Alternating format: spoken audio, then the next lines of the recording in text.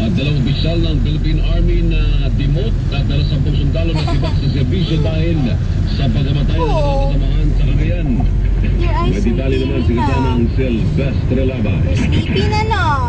Inihayag ngayon ni 15th Mounted Division Major General Nestor Ochoa dahil sinifang sina Technical Sergeant Venancio Collado, Private Danny Vizcara, Private Arnold Kawili, Private Estado de la Peña, Private Sammy Aguinaldo, Private Charles Dimas, Private Juan de la Peña, Private Philly Chance and Perfect, Private Marley Burak, Private Jeffrey Salon. How about you? You blow, you blow. Sa pagkamatay ni PFC Cherryville Laman na namatay Yeah, blow, Abby, blow, blow. reception o yung traditional na pagka-welcome ng mga bagong sundalo Wala na.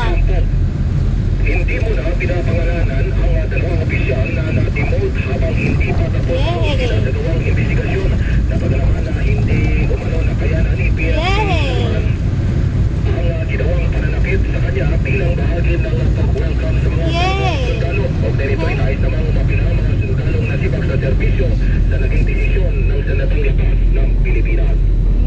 Kasama mo sa kampo Aguinaldo, Silvestre Labay, Tata, Armen. At sa mga balita sa oras na ito kasama mo sa DCXL News Center. Ako po si Ray Mercara, Tata, Armen. Radyo mo